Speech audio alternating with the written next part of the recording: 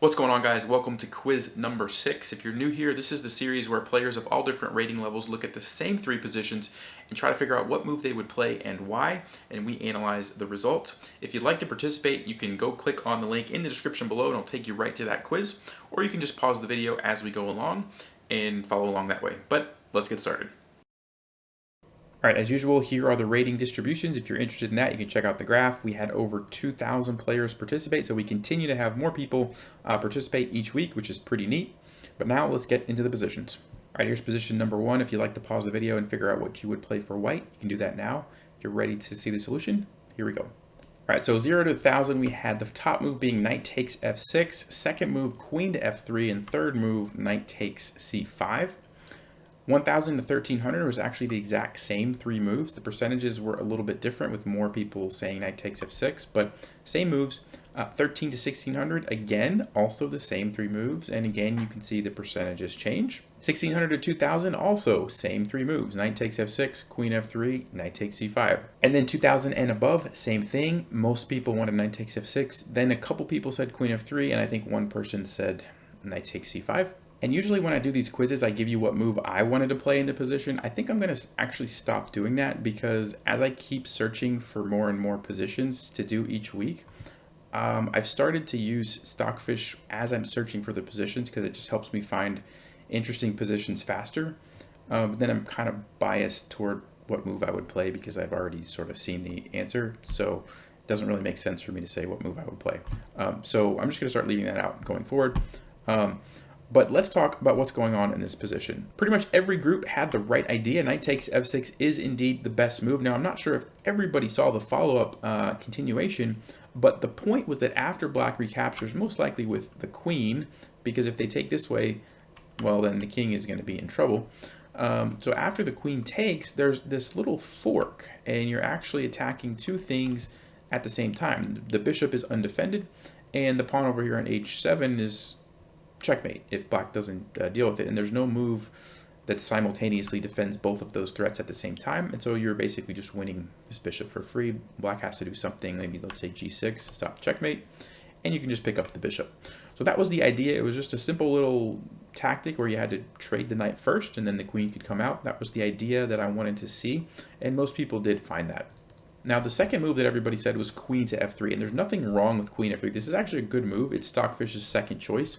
It doesn't win the piece immediately, but it is a very good move. It's actually setting up a very sneaky move here to capture on f6 with check, and if the black queen recaptures, you know, there's a rook over here that you can take, and so that's kind of the threat. Now, Stockfish says that if black plays knight to d7, then black can somehow survive. It's like queen g3, bishop can go back to b6, and you get this position where white's still much better because of the aggressive kind of position of their pieces, and black's pieces are kind of awkward and not really doing much.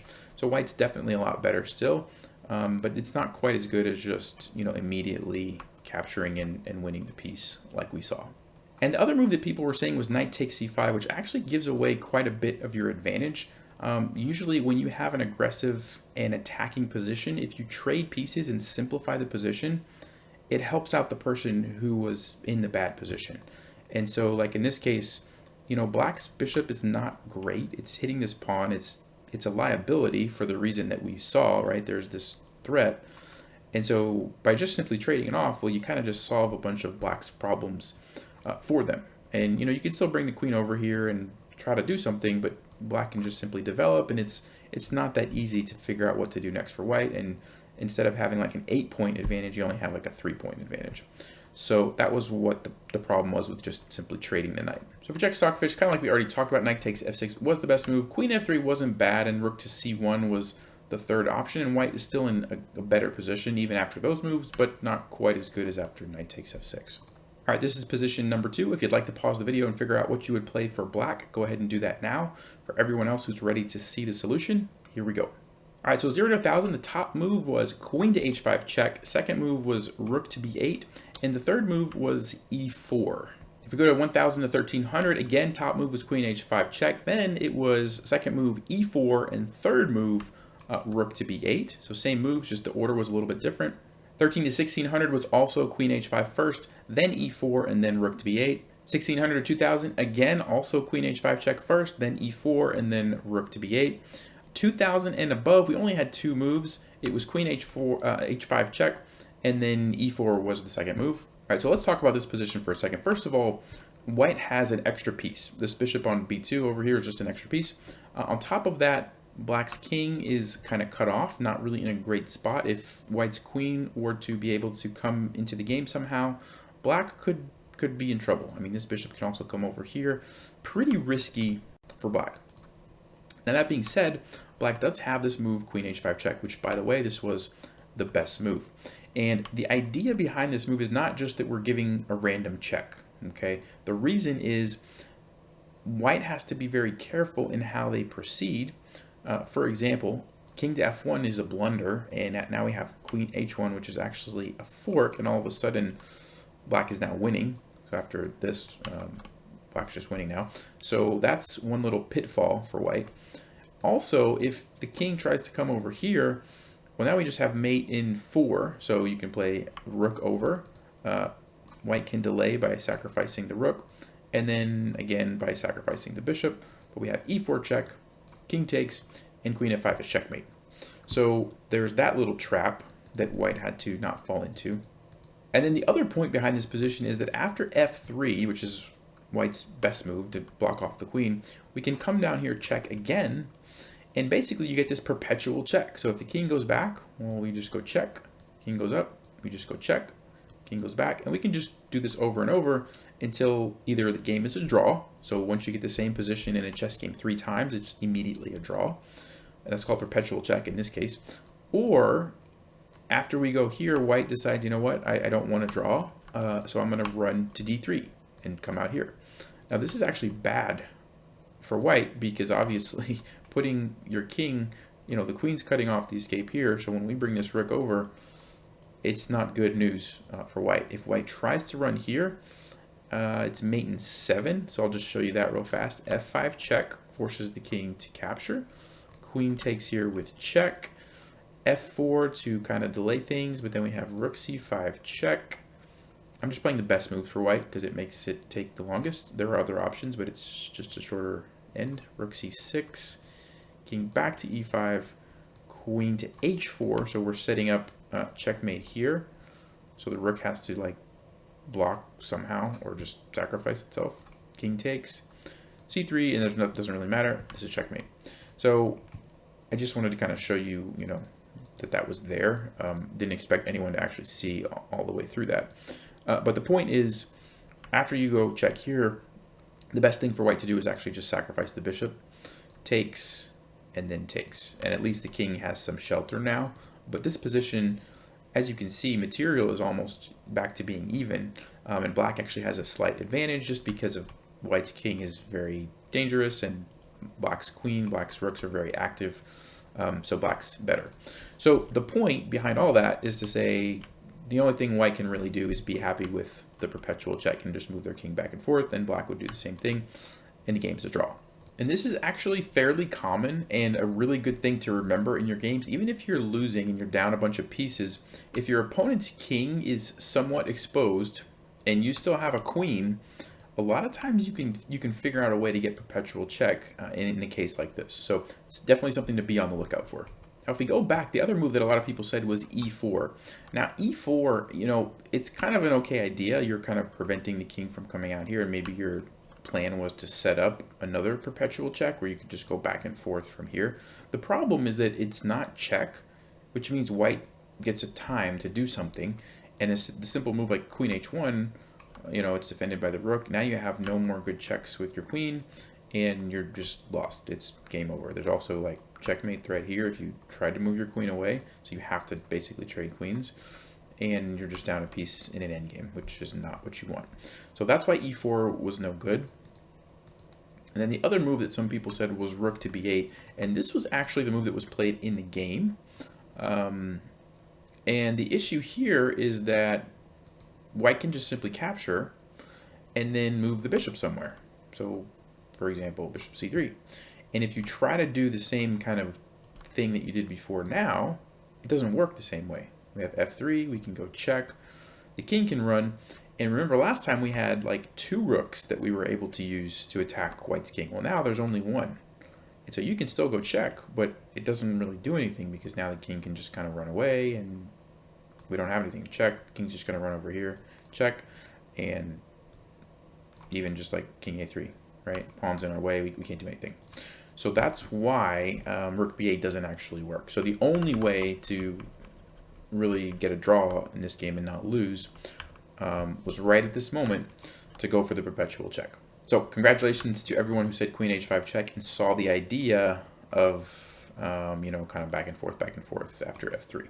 And like we talked about, stockfish, queen h5 check, only real good move for black. And then rook to b8 and rook to f7 give white really big advantage. All right, so here's position 3, and for those of you who already took the quiz, you already kind of know this, but I changed it up a little bit on the 3rd position. So instead of just having 3 positions that you kind of had to analyze and pick one specific move, for the 3rd position, we had a choice of general plan. So I made it multiple choice. These are the choices that you could have chosen, and you had to pick what plan should white take up. So a lot of people reached out to me in the comments from previous quizzes saying they wanted to see some like positions that weren't so tactical in nature, where it wasn't like one tactical move, but it was more of a like general plan. So this was my attempt at doing that. So please, after this video, you know, let me know if you like this or if you don't like this, because that's going to determine going forward if I continue doing it this way or if I revert back to the old way where we just have 3 kind of like puzzle sort of positions. So please let me know. I really do pay attention to those comments and it's going to help me going forward. So if you would like to pause, here are the lists of choices. Figure out which plan you think white should take up. And for everyone else who's ready to see the solution, here we go. All right, so 0 to 1,000, we had 74% of players saying to attack black's king side. And then 8% saying fight for control of the c file. And then 7% saying to attack black's a4 pawn. Go to 1,000 to 1,300, pretty much the same thing. 76% said to attack black's king side. 9% wanted to control the c file, and then 6% wanted to attack on a4. 13 to 1,600, 81% attack black's king side. 8% attack the a4 pawn, and 6% fight for control of the c file. 1,600 to 2,000, 88% attack black's king side. 5% attack the pawn, and 4% go for control of the c file. Above 2,000, 91% said to attack the king side, 4% said to attack the a4 pawn, and 3% said to control the c file. So the correct answer was actually to attack the king side. So everyone who said that, congratulations, you got it right. So there's an important thing about this position, and the important thing has to do with the fact that a lot of black's pieces are sort of stuck and unable to come over this way, right? So if you were to ask yourself, if you're playing as black, you know, how can I get my knight over to the king side to help defend my king? How, like, I mean, are you going to move here? No. Are you going to move here? Or what are you going to do? You can't really do it. What about this rook? Can't really do anything. Bishop is pretty stuck. Even the queen is kind of stuck. Even this rook, it's over there, but it could even be like a liability for black because the king can't escape this way if it wanted to. So all of those things basically say, hey, if white has pieces that can attack black's king, go for it. And sure enough, what do we have here? We have both bishops ready to go. We have the queen behind the bishop ready to help out if needed. We have this knight ready to go. And even in some cases, this rook can come up here and then over, right? So because of that, the correct plan is to attack black's king side. That's just makes a lot more sense than, yeah, you could go for this pawn, and maybe you could even win a pawn. But when you have an option to attack the king, that's going to be better. Same thing, like controlling the c file, there's nothing wrong with that. Like, you should be trying to control open files, but not when there's something better. That's one thing about chess, is sometimes you have multiple good options. You have to figure out what the best one is. In this case, it's attacking the king. And there actually is a really nice tactical move here. Bishop takes h6. If we check Stockfish, it says bishop takes h6 is best. And the reason is that after we take here, we have an immediate checkmate threat with the bishop and the queen. And it's not easy for black to deal with this. For example, if rook e8, queen h7, and then queen h8 is checkmate. So the only move that black can play is f5, is f5 to block off the bishop. And white actually has, wait for it, a mate in 18 moves. I'm looking at Stockfish. It says mate in 18. So what I'd like everyone to do right now is pause the video and don't resume until you see the mate in 18. Then come back here when you're ready. Okay, I'm obviously joking. I hope no one actually tried to find that. By the way, if you're wondering, Stockfish actually changed its mind, and after on passant, rook f7, queen g6 check, king f8, knight g5, queen e8, queen h6 check. Now it says mate in 23, which then changes to mate in 21, which then changes to mate in 17 from this position. So Stockfish is confused. I've never seen that happen where it actually like found a mate and then realized that it wasn't mate. I'm not really sure how that works, but if you're curious, king h8, knight takes f7 check, queen takes f7, bishop to g6 check, king to g8, bishop takes f7 check, king takes f7, queen g7 check, king to e8, rook takes c6, threatening checkmate here, so bishop has to go back to f8, rook takes c8 check, bishop has to take it, queen to g6 check, king to d8, queen to f7, bishop to d7, trying to survive with the bishops, check, king to c7, rook to c1 check, bishop to c6, f7, e5, queen a8, e4, f8 queen, king to b6, and now, if you'd like to pause the video, it's mate in 2 for white. And for everyone else who's just done with this line, it's queen here, king b5, and queen there, checkmate. So I hope you remember that line for your next game. I'm sure that will definitely come in handy. I've won many, many games using that exact line and that 18-move checkmate. It's one of my favorites. So, okay, I'm totally kidding, but I know some chess players have a hard time with sarcasm, so just wanted to clarify. That was a joke.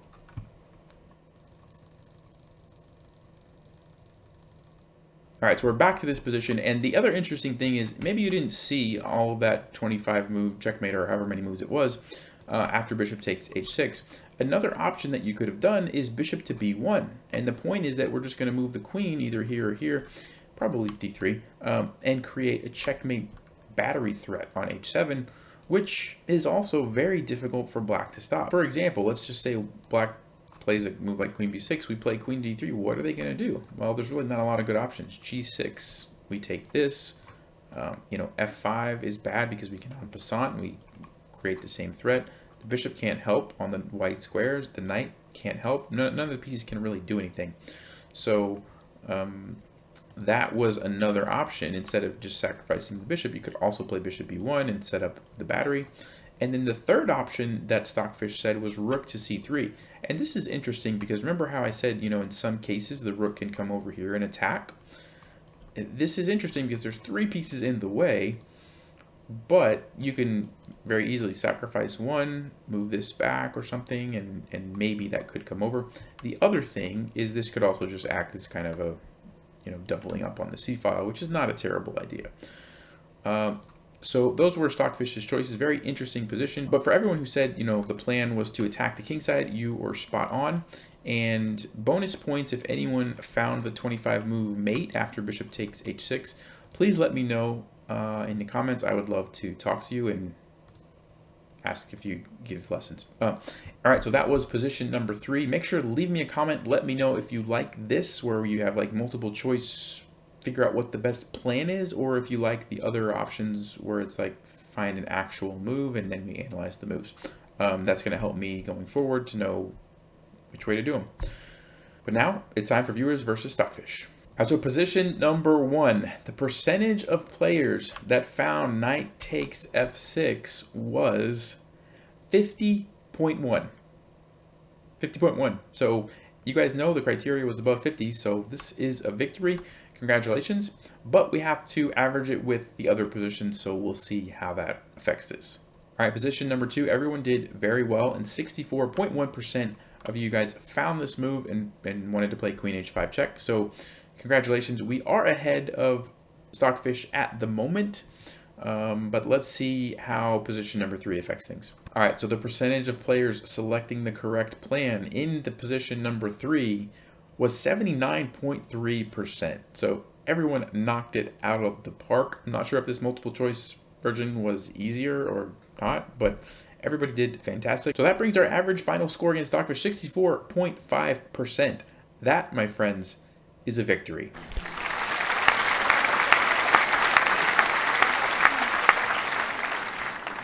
So if you found the correct moves and the correct plan, congratulations. Give yourself a pat on the back. This is the first time that we've taken down Stockfish. So, all right, so as usual, I will bring the spreadsheet over where I track our results against Stockfish, and we finally have some green on there. So it feels good to get the win. I knew it was coming. I knew it was only a matter of time.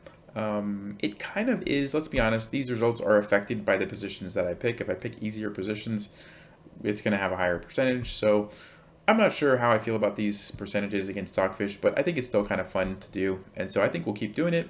But yeah, maybe you guys are just getting that much smarter. But anyway, thanks for watching. Make sure to get in on next week's quiz by clicking on the link in the description below. Look for quiz number 7. Click that. It'll take you right to the Google form, and you can fill it out if you want to be a part of next week's quiz.